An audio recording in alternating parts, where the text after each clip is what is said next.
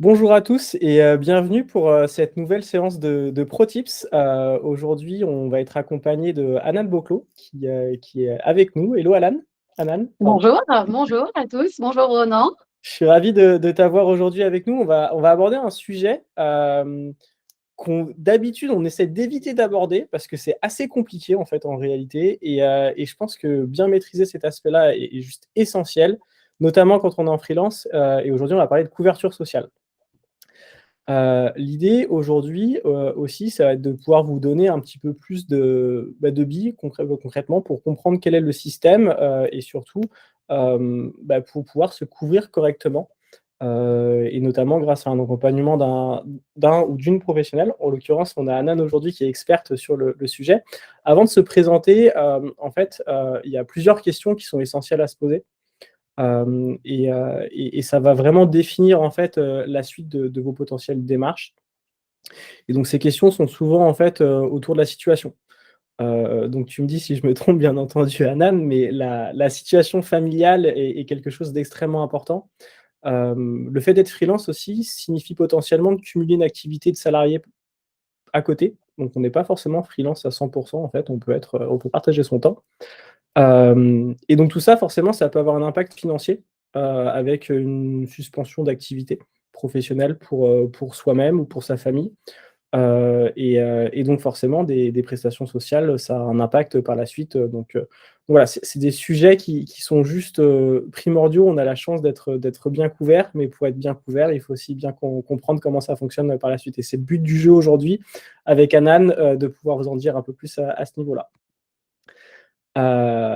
Pour me présenter très rapidement, parce que c'est pas l'objectif aujourd'hui, donc moi, Renan de Cherry Pick, on met en relation des freelances, des indépendants, avec des grands groupes, tous secteurs confondus. Le but du jeu, c'est de pouvoir vous trouver une mission qui correspond, à vos désirs professionnels, et vos compétences. On est spécialisé dans l'IT et on aime bien dire qu'on est 100 gratuit pour les freelances, étant donné que c'est vrai, on est hyper transparent. Donc voilà, jetez un petit coup d'œil si vous ne nous connaissez pas et puis si vous nous connaissez, mais merci de nous suivre une fois encore. Hanan, je te laisse te présenter. Oui, bien sûr. En tout cas, merci Ronan. Alors moi, je suis Hanan Boklo, je suis la fondatrice de la société Alexa. Alexa, donc, est un cabinet de courtage qui s'adresse aux indépendants, freelance, professions libérales, mais aussi donc entreprises dans le cadre de sociétés TPE, PME. Et donc, j'ai un parcours assurantiel, hein, puisque ça fait déjà 15 ans que je suis dans le milieu, aussi bien dans les petites structures que dans les plus grosses. Et mon objectif aujourd'hui, c'est d'accompagner justement les indépendants à bien connaître leur niveau de couverture sociale, et de pouvoir également, le cas échéant, compléter donc les prestations du régime obligatoire par un contrat d'assurance qui va être dédié sur mesure et qui va pouvoir convenir parfaitement à chaque freelance. Et c'est là où c'est assez intéressant, je trouve, parce qu'on en parlait, on a l'habitude, en fait, d'avoir des courtiers, pour demander des financements ou quoi que ce soit, lorsqu'on achète un bien immobilier, mais un courtier en assurance, c'est un peu nouveau. J'ai l'impression que vous n'êtes pas énormément enfin nombreux en tout cas. Alors, j'aimerais te répondre par l'affirmative, mais malheureusement, si, nous sommes assez nombreux dans le paysage de l'assurance et donc du courtage. Il y a quand même effectivement pas mal de courtiers en assurance sur le marché français, et également un certain nombre, en tout cas, qui s'adressent donc à cette population des indépendants. Maintenant, la différenciation va plutôt résider dans l'approche, en tout cas, qu'on peut avoir, puisque, aujourd'hui, encore une fois, il y a pas mal de courtiers, il y a pas mal d'assureurs derrière, puisque le propre d'un courtier, c'est, d'être l'intermédiaire entre, le client final et la compagnie d'assurance. Sachant que le courtier en assurance, bien évidemment, représente son client avant tout et défend ses intérêts. Mais encore une fois, voilà, on est dans un milieu qui est quand même très dense, avec beaucoup d'acteurs, avec beaucoup d'offres sur le marché. Et justement, l'intérêt de passer par un courtier en assurance, c'est de pouvoir s'appuyer, s'adosser à lui, puisqu'il a une parfaite connaissance du marché, une parfaite connaissance des produits, et il va être donc en mesure de pouvoir justement proposer, présenter la meilleure offre qui va correspondre du coup au client. Ouais, super, effectivement et c'est juste essentiel, en fait, cette dimension d'accompagnement personnalisé et c'est là où tu te différencies quelque part et je trouve ça juste génial de pouvoir accompagner les personnes et en parlant d'accompagnement, aujourd'hui, on va voir 3 points principaux. Le but du jeu, c'est que vous puissiez avoir une meilleure compréhension, en fait, de votre caisse sociale de rattachement et quelles sont les Mmh. différentes, implications, en fait, par rapport à tout ça et notamment sur les taux de couverture.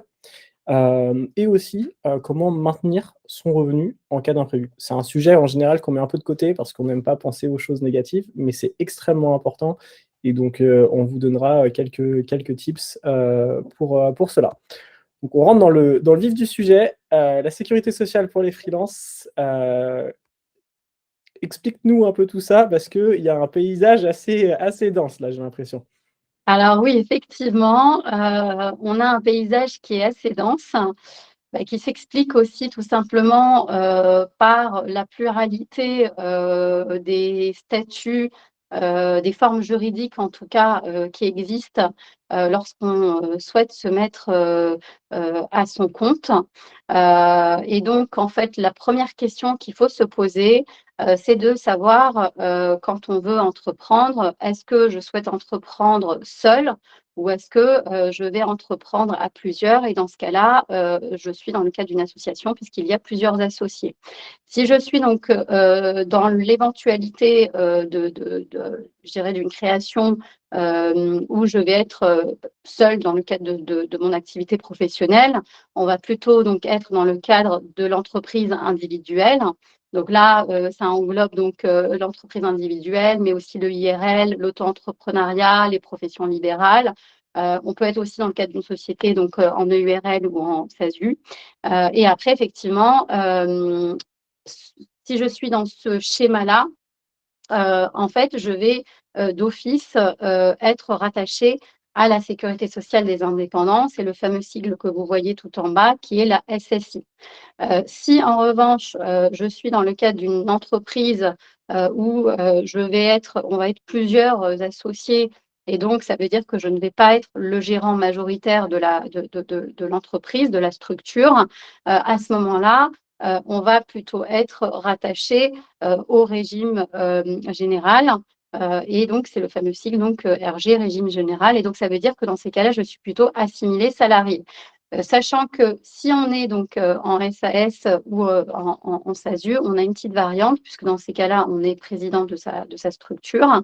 Et donc dès lors que je, perçois, en tant que président de ma structure une rémunération, dans ces cas-là, je cotise également, au régime, social, à la sécurité sociale et donc là, en l'occurrence, au régime général, et donc je bénéficie également, d'une couverture. En revanche, et je le précise parce que c'est très souvent le cas, surtout quand on est en phase de démarrage, et qu'on ne se rémunère pas, il faut savoir que dans ces cas-là, s'il n'y a pas de rémunération, il n'y a pas de cotisation sociale et dans ces cas-là, je n'ai pas de protection sociale.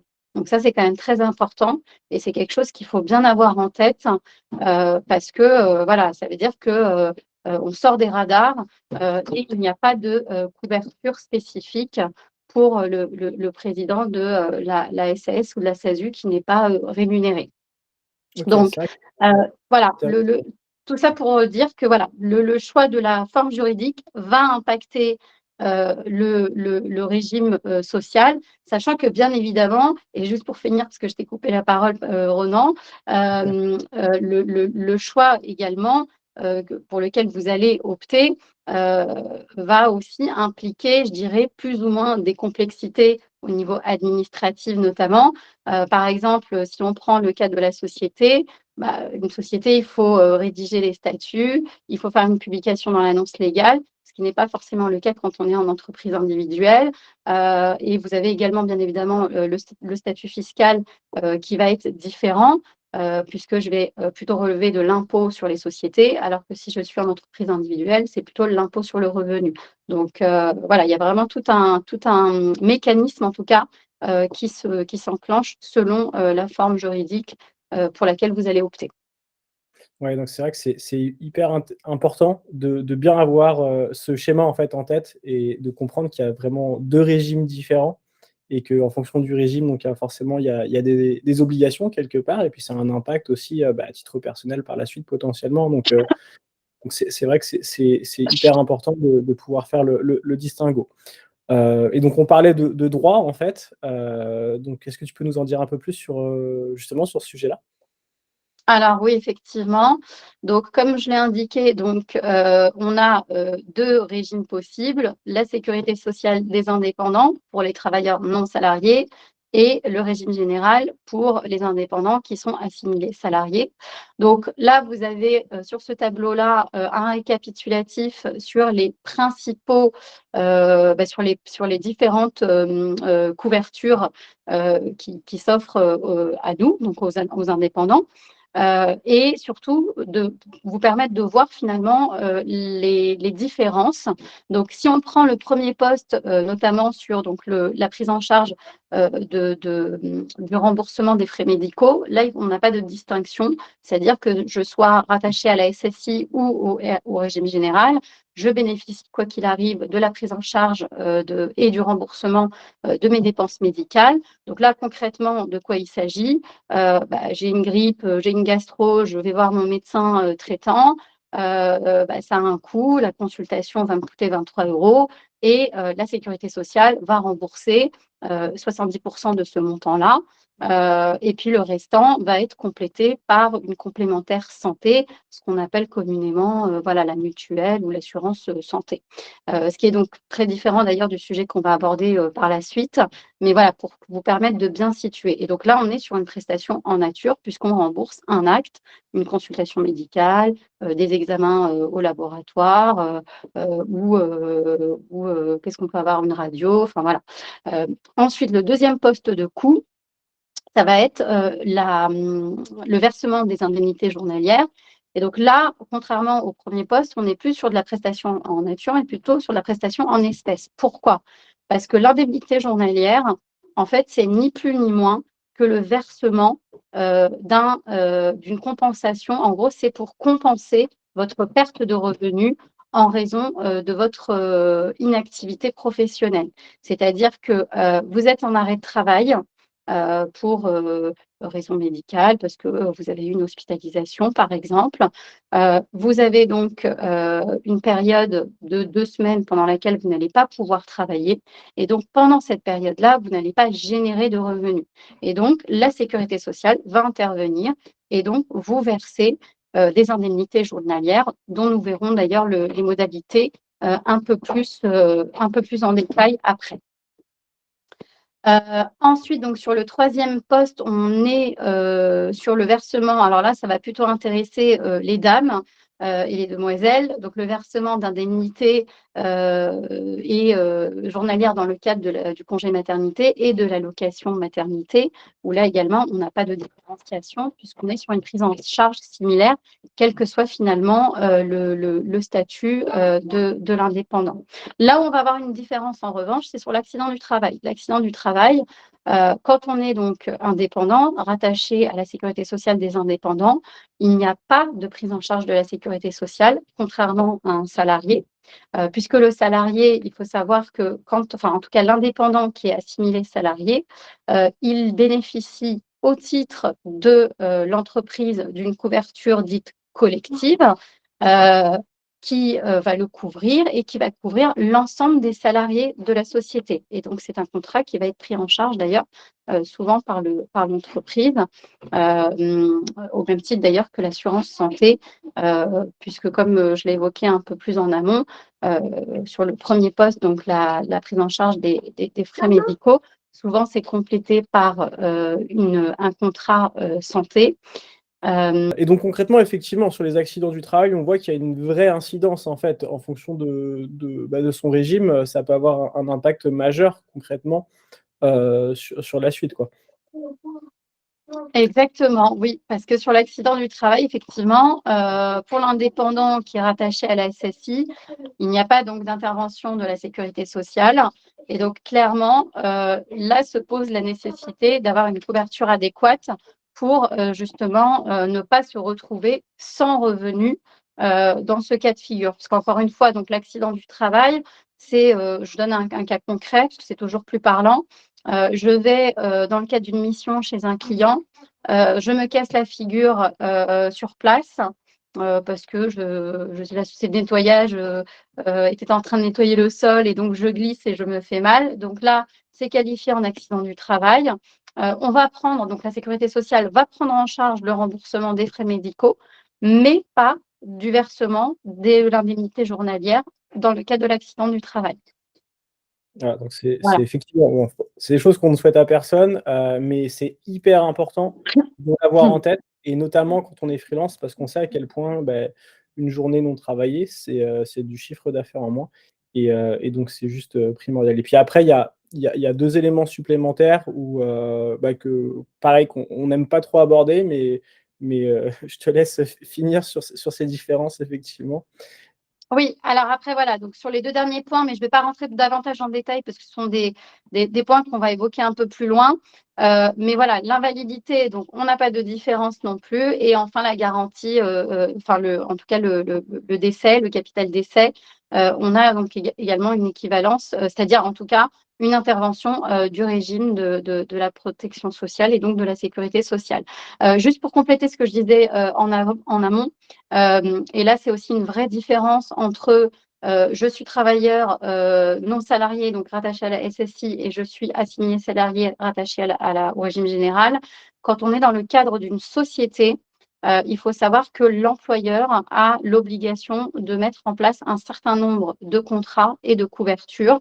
Et donc, ça passe notamment par l'assurance santé, depuis la loi ANI du 1er janvier 2016. Et donc là, c'est aussi un vrai avantage parce que du coup, c'est un contrat qui est dit collectif parce que c'est l'employeur qui souscrit, enfin c'est l'entreprise qui souscrit pour le compte des salariés et au même titre d'ailleurs que le contrat de prévoyance qui est également souscrit par l'entreprise pour le compte des salariés. Donc on est sur une démarche qui est totalement différente, contrairement à une souscription individuelle à laquelle va devoir se conformer un indépendant qui est rattaché au SSI. OK, super. Et donc du coup, quand on parlait de prise en charge tout à l'heure, notamment en cas de maladie. Je te laisse continuer sur ce sujet du coup. Oui, bien sûr. Alors du coup, pour entrer maintenant un peu plus effectivement dans le vif du sujet et dans le détail, la sécurité sociale, en fait, elle sert à quoi? En gros, c'est impôt commun, hein, puisqu'en fait, vous cotisez, tout le monde cotise, hein, qu'on soit salarié, qu'on soit, indépendant, comme on l'a vu, précédemment. Et donc en fait, voilà, il y a un pot commun qui est constitué et donc l'objectif, c'est, heu, en contrepartie, je suis malade, j'ai un accident, je deviens invalide, eh bien la sécurité sociale va intervenir et donc prendre en charge, un certain nombre de dépenses et donc m'assurer en tout cas, une certaine prise en charge. Donc là, dans le cadre de la maladie ou de l'accident, il faut savoir que pour pouvoir en bénéficier, il faut en tout cas respecter un certain nombre de critères et donc ça passe notamment par une condition d'affiliation, c'est-à-dire qu'il faut avoir au minimum 12 mois d'affiliation de manière continue. Il faut également avoir un arrêt de travail, bien évidemment, sinon ça ne marche pas, hein, parce que si on se lève un beau matin en se disant ah bah tiens il fait beau dehors, j'aimerais bien aller me promener, je vais pas aller bosser et puis la Sécu va me payer, donc ça malheureusement ça ne marche pas. Et dernier point, être bien évidemment dans l'incapacité de travailler, d'avoir une activité professionnelle. Ensuite, une fois que j'ai respecté ces critères, donc bien évidemment, je suis éligible à l'indemnité journalière. Il faut savoir que lorsque je suis en arrêt de travail, durant les 3 premiers jours, la sécurité sociale n'intervient jamais. Il s'agit du fameux délai de carence, donc on est sur un délai de 3 jours, qui ne s'applique pas lorsqu'on est en affection longue durée, donc c'est pour certaines pathologies, ou lorsqu'on est dans le cadre d'une prolongation. Une prolongation, c'est-à-dire j'ai eu un premier arrêt de travail, d'1 semaine ou de 2 semaines, il est prolongé à nouveau dans ces cas-là, sans interruption bien sûr entre les deux, dans ces cas-là, il n'y a pas de délai de carence qui s'applique. Et donc, comment ce montant il va être calculé? Il est assis donc sur le salaire moyen des 3 dernières années, précédant bien évidemment l'arrêt de travail, et dans la limite de un PAS, pardon. Le PAS, donc c'est le plafond annuel de la sécurité sociale, qui a été rehaussé d'ailleurs en 2023 et qui est passé à 43 992 €. Ce qui donne donc un montant maximum d'indemnité qui va être de 60,26 € brut maximum. Voilà, donc ça, il faut bien l'avoir en tête. Et je vous montrerai d'ailleurs par la suite une simulation qui va vous permettre de pouvoir vraiment vous projeter et savoir ce que ça donne dans le cas où vous seriez en arrêt de travail. OK, c'est un peu plus clair et c'est vrai que c'est important de le préciser parce que c'est des choses qui sont assez opaques en réalité dans la tête des gens et on comprend pas forcément tout, donc c'est bien de remettre l'église au centre du village. Toujours, hop, alors, on avance sur la prise en charge, toujours. Alors, donc là, effectivement, on est maintenant sur le volet invalidité. Pardonnez-moi. Donc là, c'est pareil. Je suis désolée, décidément. On a un certain nombre de critères, effectivement, qu'il faut également respecter pour pouvoir bénéficier d'une prise en charge. Donc, on est toujours sur une condition minimum d'affiliation qui est de 12 mois. Il faut être bien évidemment à jour de ses cotisations et il faut avoir une réduction de ses capacités qui vont être au moins de 2/3. Donc, tout en sachant que l'évaluation de ce taux d'invalidité, d'incapacité, il va être défini par le médecin de la sécurité sociale. Voilà. Et donc, pour définir donc le calcul de l'indemnité, on va se baser sur la rémunération des salaires des 10 meilleures années pour définir donc la catégorie donc d'invalidité. Et donc, sur l'invalidité, il faut savoir qu'on a 2 cas de figure possibles, où je suis en invalidité partielle et dans ce cas-là, je perçois 30 % du revenu annuel moyen, toujours sur les 10 meilleures années, dans la limite de 30 % du PAS, donc le fameux PAS qui est à 43 992 €.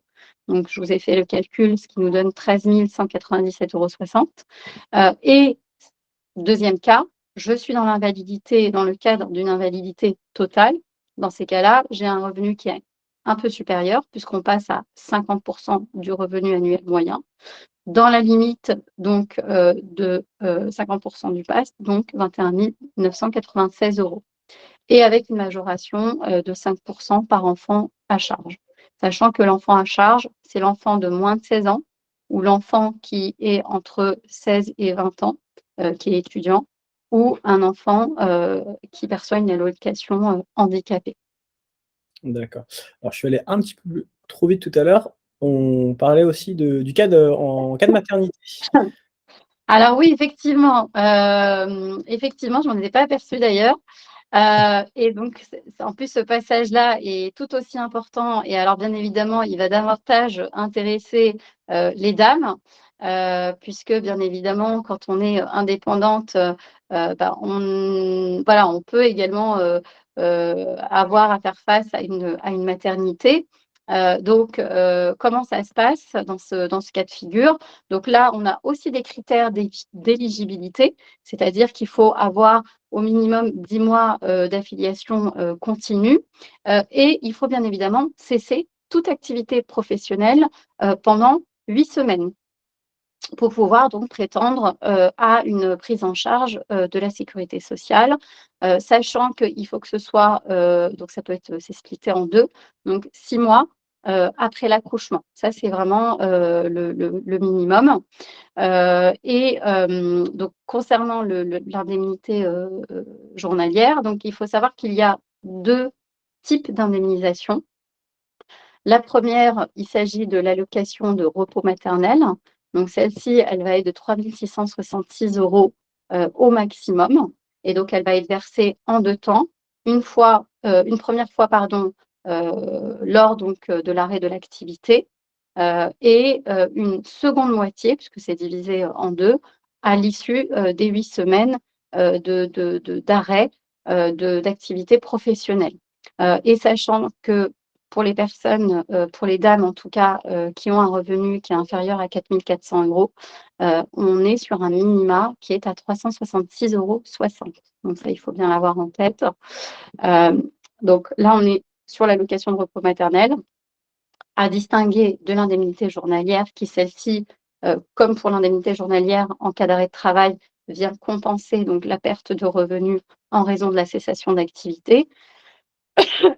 Et donc là, on va se baser sur les 3 dernières années qui vont précéder donc l'arrêt d'activité, le revenu moyen, dans la limite donc de 3 passes. Et donc, ce qui va donner 60,26 € brut par jour, ce qui nous fait du 56,35 € net par jour. Voilà. Et avec un minima qui est à 6,26 €. Donc là aussi, encore une fois, je ne sais pas voilà, si on a des indépendants qui sont dans ce cas de figure, parce que probablement début d'activité, on a des minima qui sont quand même très, très bas. Donc vigilance également sur ce point-là. Effectivement, ouais, c'est hyper important de l'avoir en tête, pour le coup et tu nous avais préparé un exemple, pour illustrer tout ça? Alors oui, exactement. Donc là, vous avez un exemple concret qui vous permet donc de bien je suis un peu prise, je suis désolée, qui permet donc de bien visualiser, tout ce qu'on vient de dire précédemment.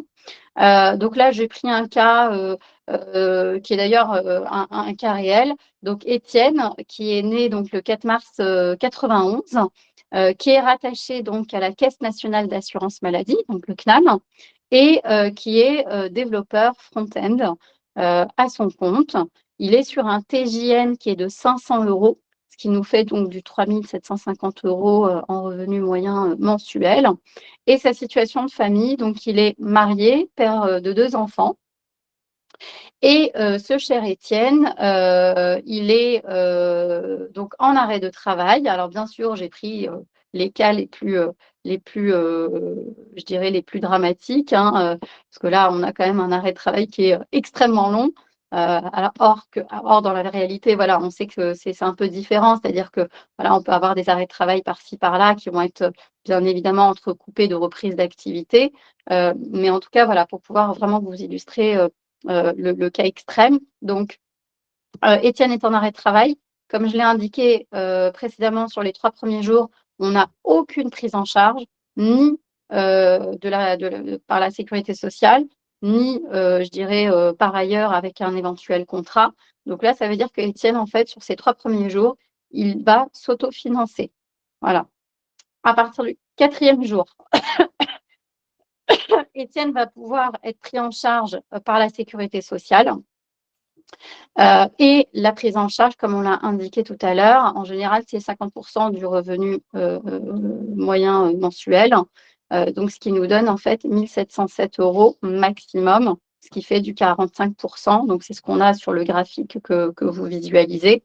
Et donc, ça veut dire que concrètement, Étienne, demain, il est en arrêt de travail, et ben, il a un manque à gagner qui va être de 2 043 €. Voilà, 2 043 €. Donc, ça veut dire qu'entre les 45% pour arriver aux 100%, ben, on a un delta. Et donc, il s'agit d'une vraie perte de revenus sur lequel donc Étienne va avoir un manque à gagner. Sachant que du coup, la sécurité sociale intervient sur un arrêt de travail jusqu'à 1 an. Ensuite, de 1 an à 3 ans, et ben là, il n'y a aucune intervention. Donc là, quid pareil d'une suspension d'activité pendant ce laps de temps. Et au-delà des 3 ans, si donc la personne est qualifiée invalide, que ce soit invalidité partielle ou totale comme on l'a vu précédemment, là on a une prise en charge qui est encore moindre puisqu'on est sur 30 ou 50%. Et donc ça veut dire que là, Étienne, s'il est en arrêt de travail, donc il va percevoir 1 071 €, c'est les fameux 30% que j'ai recalculés par la sécurité sociale. Et donc là, on a un manque à gagner qui va être de 2 679 €. Donc Donc, que fait-on? ouais, exactement. Que fait-on à ce moment-là? Et c'est pour ça que, on aborde le sujet maintenant. Comment maintenir ses revenus, et justement faire face à ce genre d'imprévu? Il y a un dispositif qui existe depuis un moment, il me semble, et tu vas nous en dire un peu plus. Alors effectivement, il y a donc heureusement, une solution, qui va pouvoir en tout cas, je dirais combler cette lacune, cette problématique, qui va répondre en tout cas à cette problématique, c'est le contrat de prévoyance. Alors bon, ça c'est le terme, je dirais commun, hein, mais j'avoue que j'aime pas trop parce que c'est pas très parlant, prévoyance, on sait pas de quoi il s'agit, de quoi on parle.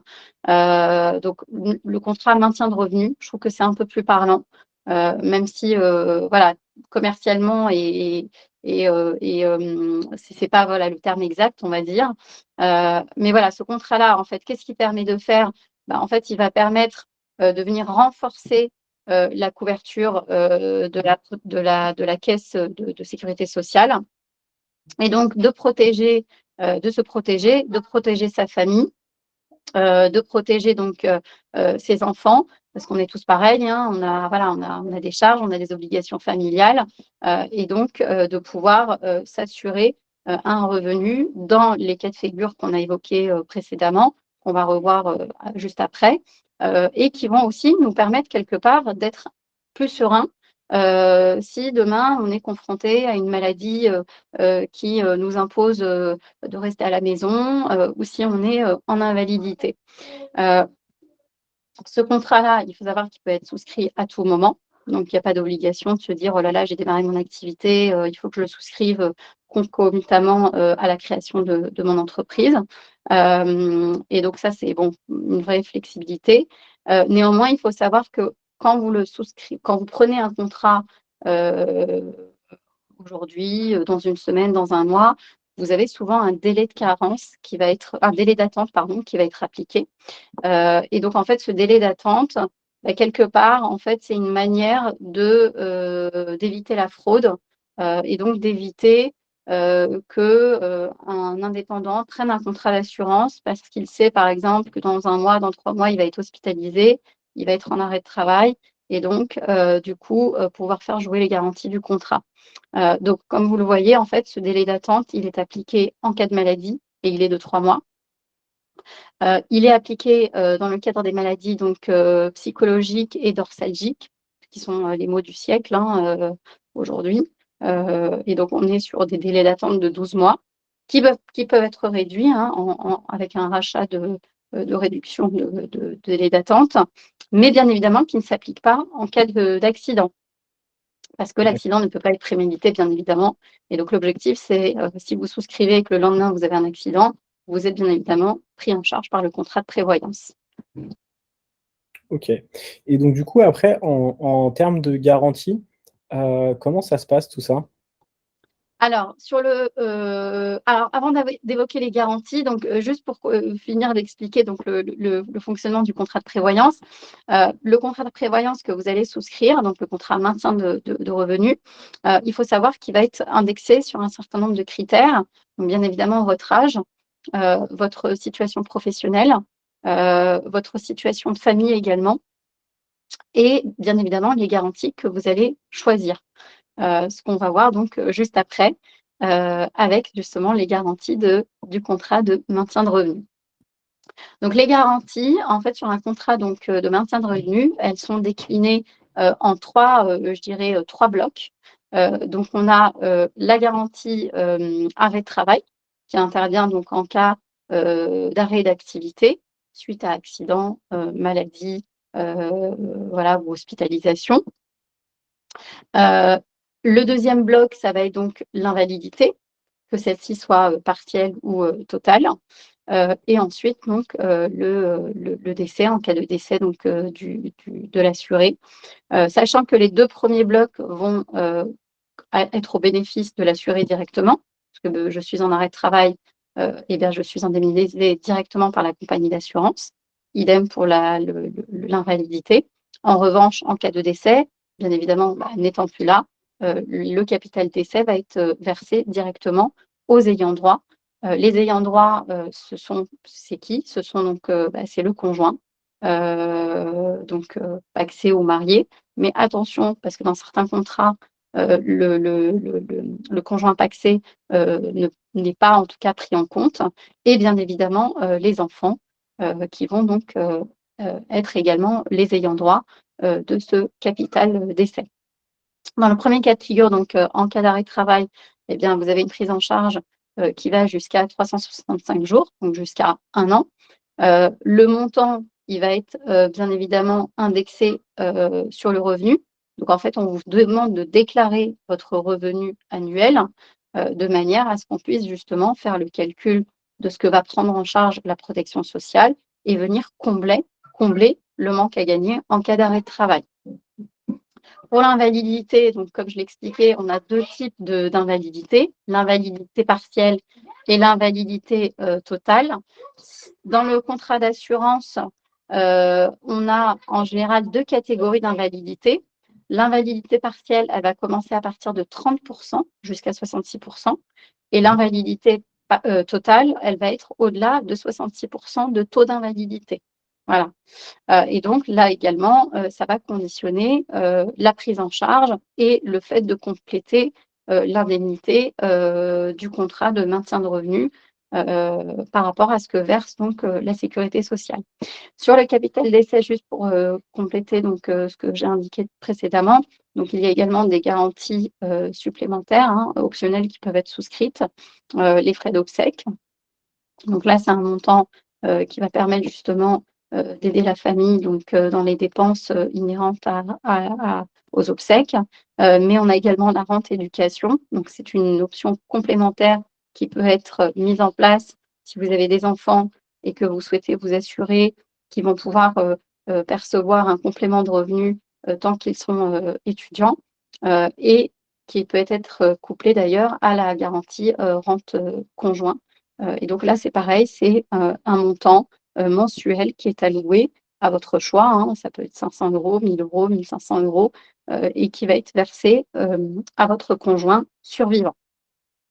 OK, très clair. Alors on va revenir, hein, pour illustrer tout ça à notre ami, alors «Étienne» entre guillemets, parce que bien entendu on a changé son prénom, mais voilà ce qui se passerait donc du coup pour Étienne.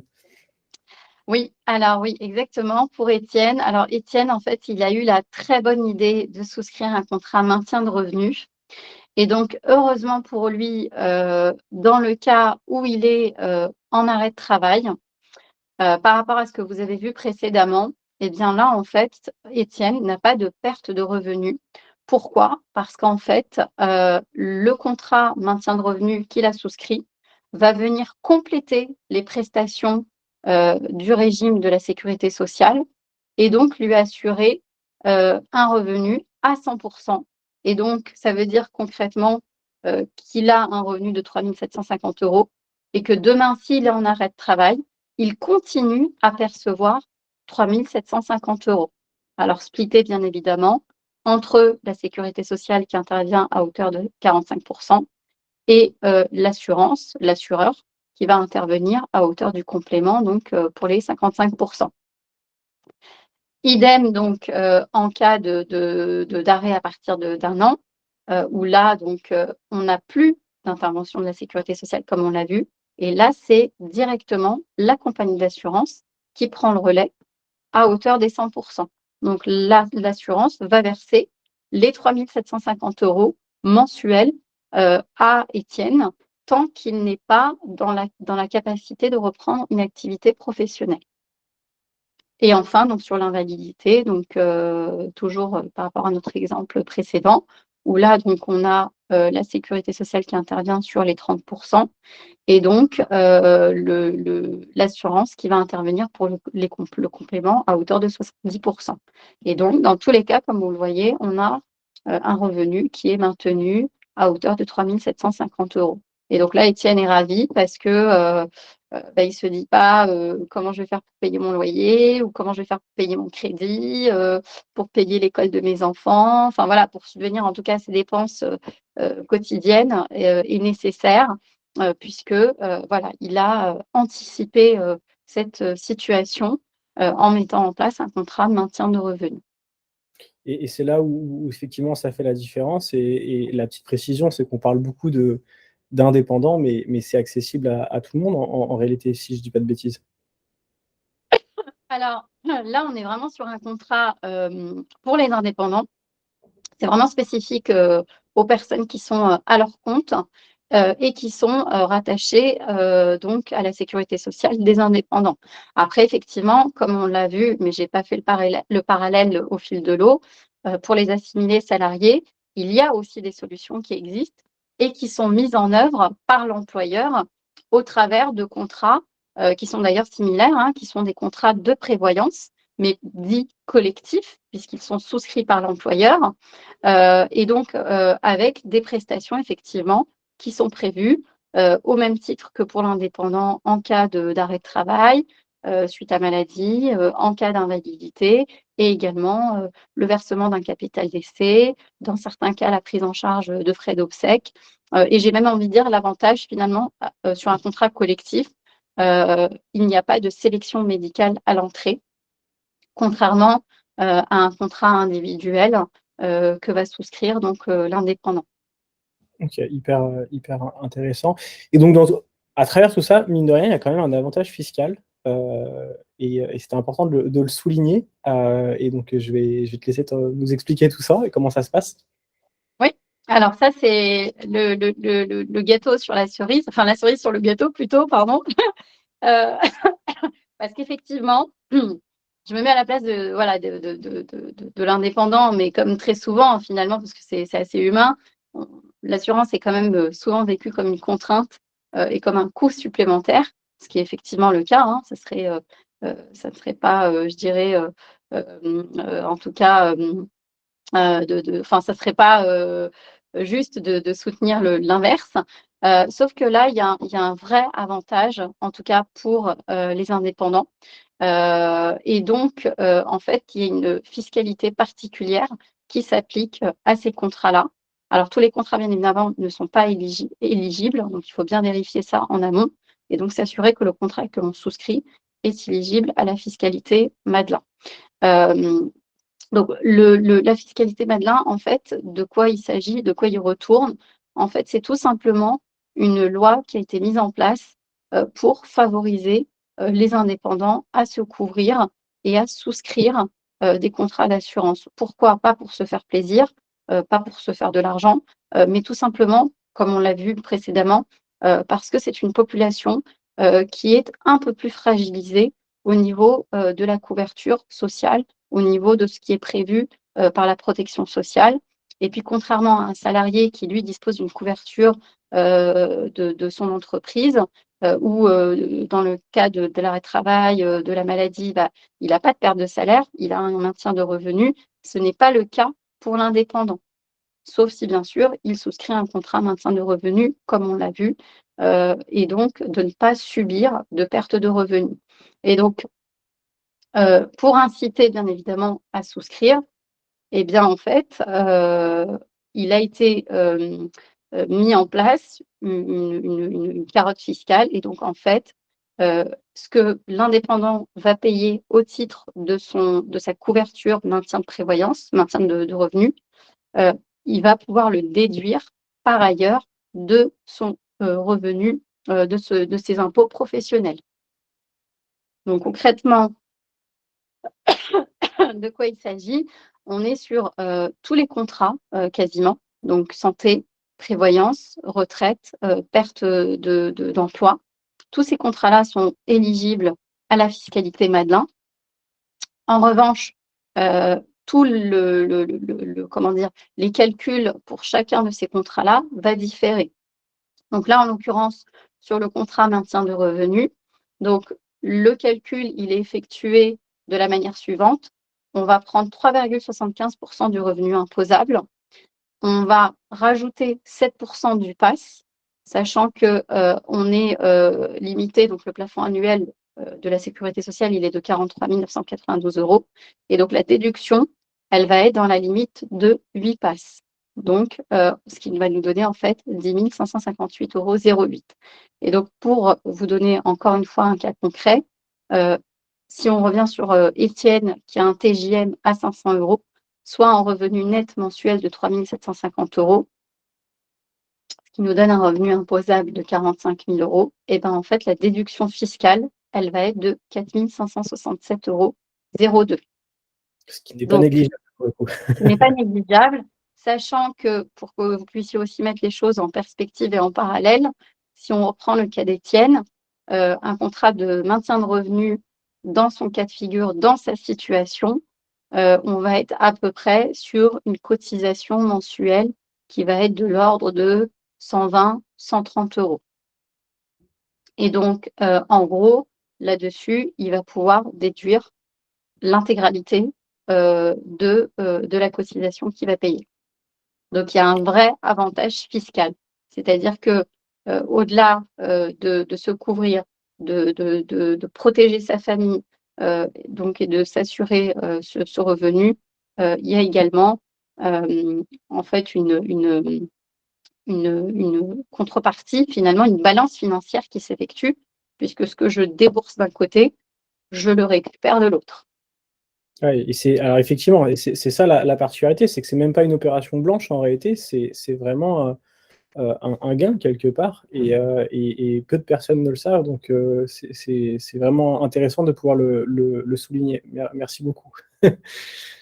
Bah, c'est très Donc, important, hein. Bon, après, voilà, l'aspect financier, c'est quand même une dimension très importante. Et puis bon, ça représente malgré tout un coût. Donc, c'est vrai que ça serait dommage de passer à côté et de se dire, enfin, en tout cas, de refuser de s'assurer parce que justement, l'assurance représente un coût, alors qu'au final, voilà, il y a vraiment des moyens d'optimiser tout ça. ouais, et c'est pour ça qu'on fait appel à des personnes comme toi, Anan, hein, et des courtiers en assurance, parce que ces spécificités-là, on les a pas forcément en tête.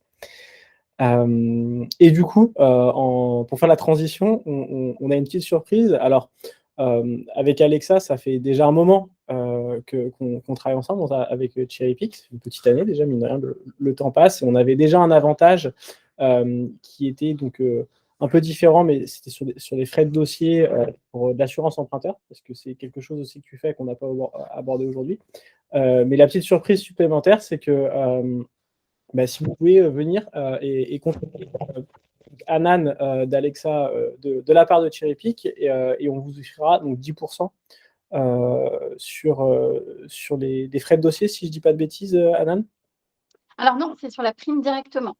Sur la Directement. prime de la première année, il y a une remise, voilà, qui est octroyée, pardon, et qui peut aller jusqu'à, du coup, donc 15%. À 15%. Bon, c'est encore mieux. Mes petites fiches méritaient des précisions.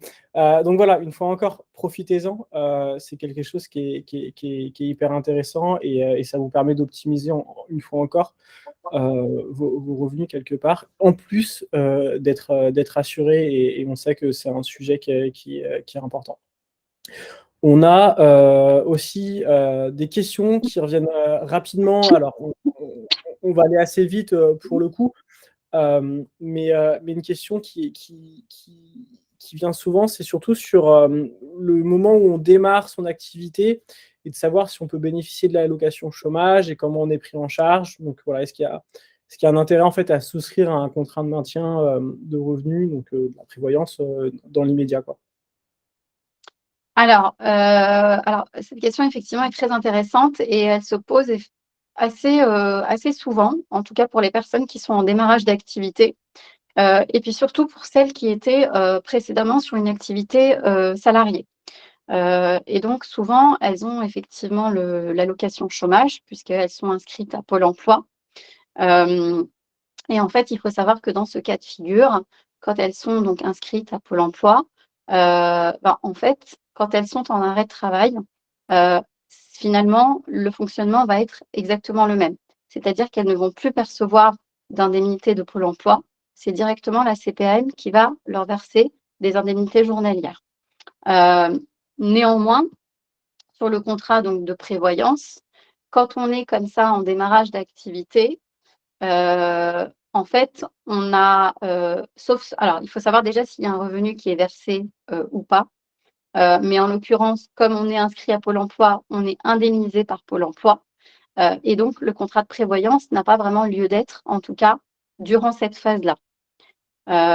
Donc, il est préférable, il est de toute façon même recommandé, d'attendre finalement que les droits à l'allocation chômage soient épuisés, et bien évidemment de se générer un revenu, parce qu'encore une fois, le contrat maintien de revenu est indexé sur le revenu que vous déclarez et donc le revenu que vous générez. Donc si vous avez un revenu qui est à 0, il n'y a pas d'intérêt donc de prendre en charge, d'intervenir et donc de souscrire un contrat de maintien de revenu. Donc il est à souscrire vraiment que lorsque on n'est plus donc inscrit au Pôle emploi, qu'on n'a plus d'allocation chômage et qu'on a une rémunération au titre de son activité. OK. Et il y a une autre question du coup qui revient régulièrement, c'est plutôt qui concerne les personnes qui se lancent en réalité, étant donné qu'on n'est pas forcément sûr, du montant en fait de ces revenus, des revenus qu'on va générer. Et donc comment on peut déclarer donc, à l'assurance de maintien de revenus? Comment ça se passe en fait? Alors, on prend une boule de cristal. Non, je plaisante. Alors oui, effectivement, ce cas-là aussi, c'est un cas qui est assez récurrent, en tout cas pour les personnes qui démarrent.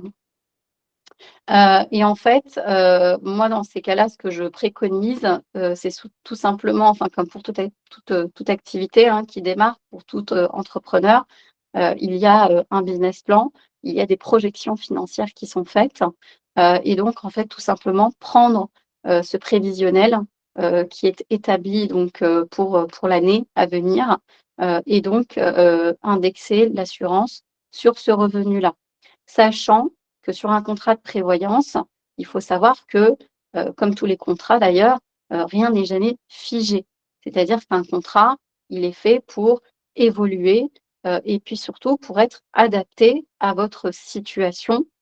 Et donc, à l'échéance de votre contrat, on fait le point, enfin votre assureur, votre courtier ou votre agent général, peu importe, se doit normalement de revenir vers vous pour justement savoir quel est finalement le revenu que vous avez réellement dégagé sur l'année et ce que vous prévoyez surtout de faire pour l'année suivante de manière justement à adapter votre contrat.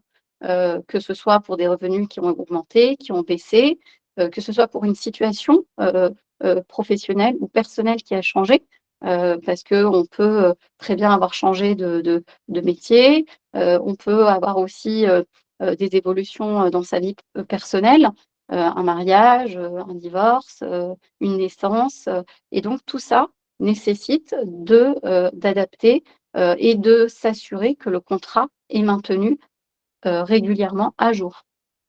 OK, très clair.